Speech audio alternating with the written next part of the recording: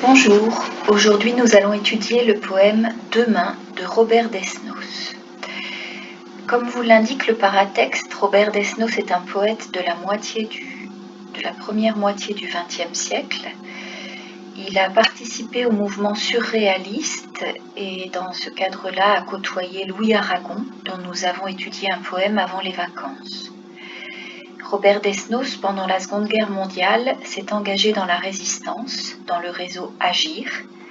Il a été arrêté puis déporté et il est mort en 1945 du typhus au moment de la libération du camp de Terezín en République tchèque.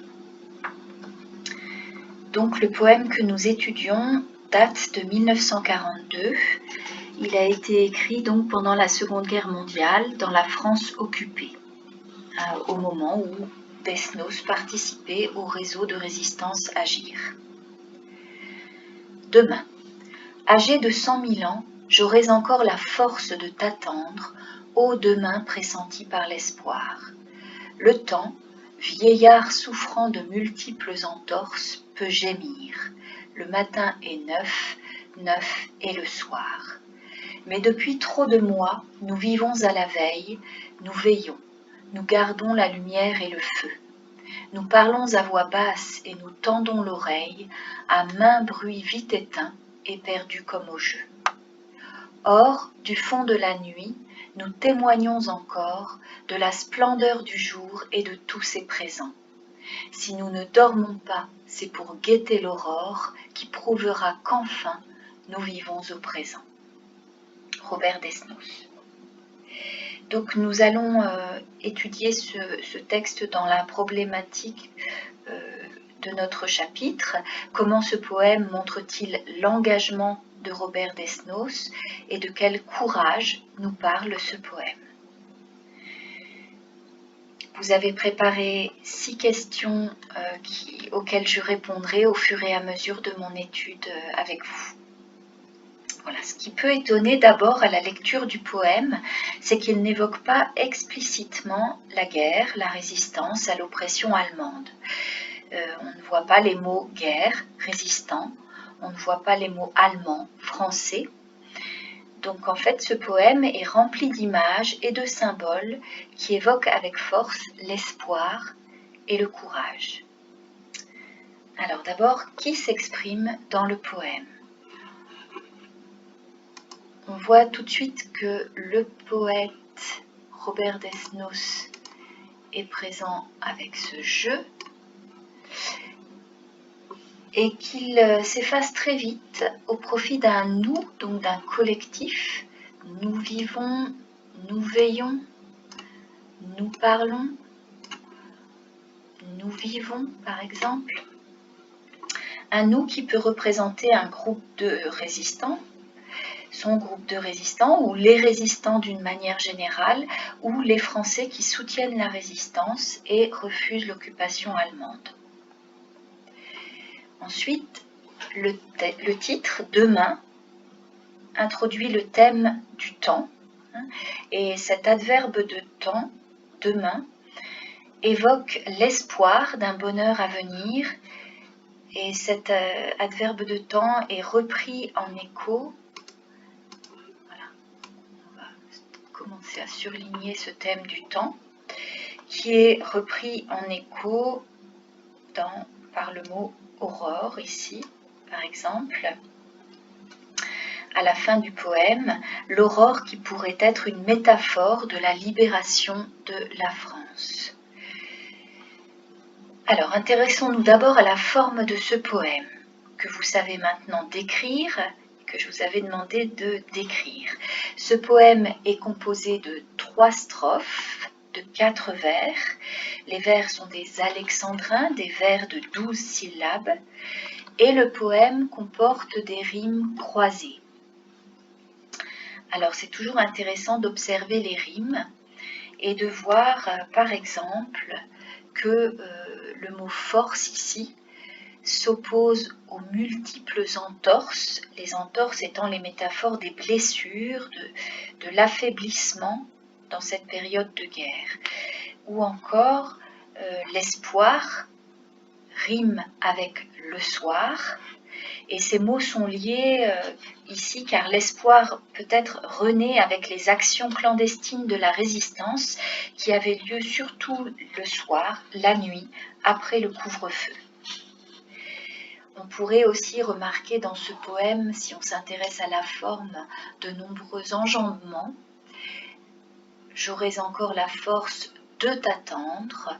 Donc les mots placés en rejet de t'attendre sont des mots importants sur lesquels l'auteur veut insister et l'attente est un thème important dans ce poème. Voilà, donc concernant la forme, ce poème est classique, de forme fixe. Donc maintenant revenons au thème principal qui est développé et comme l'indique le titre, ce thème c'est le temps. Je vous propose donc de relever simplement le champ lexical du temps dans tout le poème. Alors on a le titre, puis âgé de 100 000 ans, j'aurais encore est un adverbe de temps, la force de t'attendre, au demain, pressenti par l'espoir, le temps, le matin, le soir. Je continue, depuis trop de mois, ça concerne toujours le champ lexical du temps. Nous vivons à la veille. L'adverbe vite peut être relevé aussi. Alors, du fond de la nuit, on peut considérer que c'est une indication de temps. Ça désigne, oui, la nuit. Nous témoignons encore. Bien sûr, j'avais relevé l'aurore ou guetter l'aurore. Et puis, l'adverbe final, enfin, est intéressant et l'expression au présent.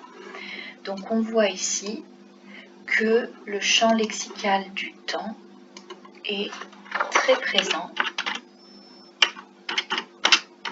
dans le poème. Voilà, et on peut le surligner ici. Alors, revenons un petit peu dans le détail à toutes ces expressions qui évoquent le temps. La première strophe s'ouvre sur cette phrase, âgé de 100 000 ans, j'aurais encore la force de t'attendre. Donc on remarque l'hyperbole au début du poème, l'hyperbole 100 000 ans. Comprenez bien ce début qui signifie même si j'étais âgé de 100 000 ans, j'aurais encore la force de t'attendre. Au demain pressenti par l'espoir. Demain représente des jours meilleurs, la paix retrouvée.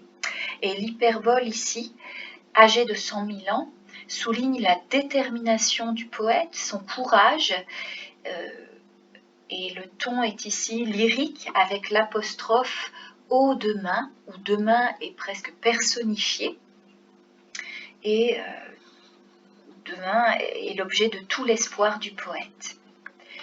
Donc le temps est personnifié à plusieurs reprises, il l'est aussi dans la suite de la première strophe, avec cette expression en apposition, le temps, vieillard souffrant de multiples entorses.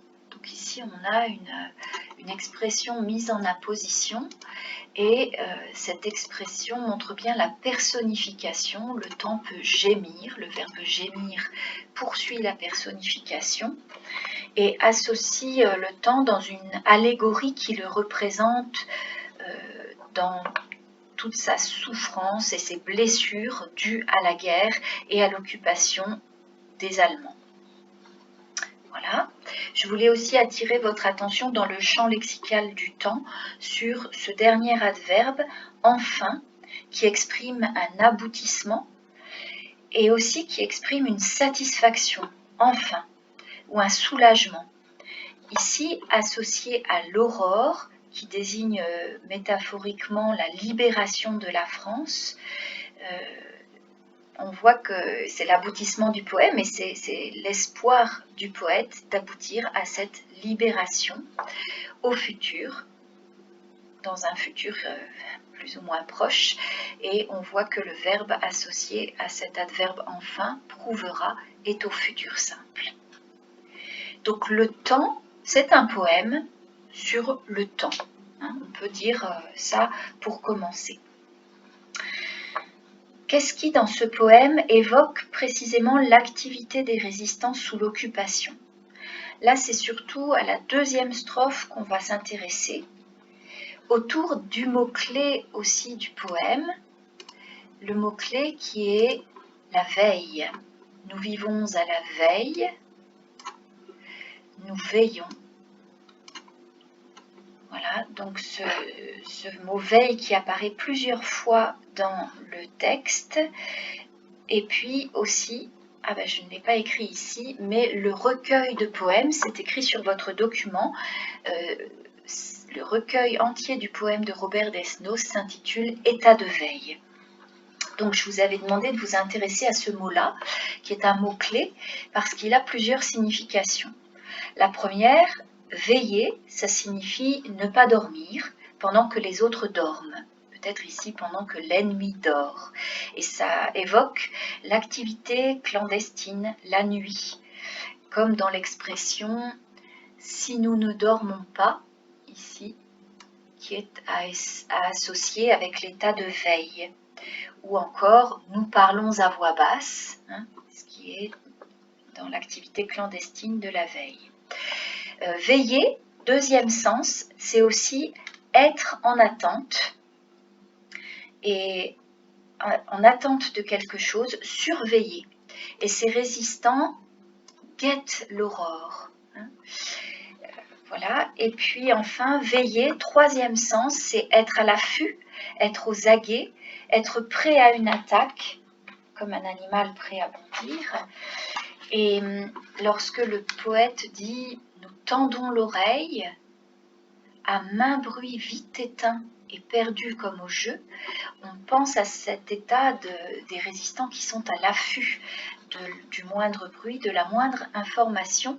Et on peut aussi penser aux résistants qui écoutaient la radio alliée, Radio Londres, radio interdite à l'époque en France, grâce à laquelle les résistants communiquaient avec l'Angleterre, pays allié, et donc entre l'Angleterre et la France occupée. Voilà. Donc la nuit est le moment privilégié des activités de la résistance, mais paradoxalement, elle ne s'oppose pas au jour, et le jour est le moment où l'on se remémore les jours heureux passés et où on prépare l'arrivée du jour meilleur. Et c'est peut-être ce que signifie « Or, du fond de la nuit, nous témoignons encore de la splendeur du jour et de tous ses présents », ici de tous ses cadeaux. Et là aussi, le mot présent qui rime avec l'autre présent, donc le mot temporel, ici c'est intéressant de voir ce jeu sur les mots, les cadeaux et le présent de la paix retrouvée. Les résistants restaient donc en éveil, en état de veille, au sens propre, on l'a vu, ils ne dormaient pas, c'est dit dans le texte, mais aussi au sens figuré. Ils étaient en éveil pendant qu'une partie de la population française qui, elle, se résignait à l'occupation, ou approuvait l'occupation, pour certains, cette partie de la population, elle, semblait endormie ou sans force pour lutter, pour agir. Voilà. Donc je vais conclure. Ce poème engagé témoigne bien en 1942 de la lutte clandestine, de l'attente et de l'espoir des résistants sous l'occupation. Il s'agit sans doute aussi d'un poème écrit à l'époque pour encourager, donner du courage aux groupes de résistants. Et c'est un poème qui s'ancre dans la situation de l'occupation en 1942, mais comme on l'a dit au départ, il n'y a pas d'indice historique précis, et on peut penser que ce poème a donc une dimension universelle. C'est un poème qui évoque et qui encourage tous ceux qui résistent à un oppresseur quel qu'il soit, et dans quelque situation qu'il soit dans le monde.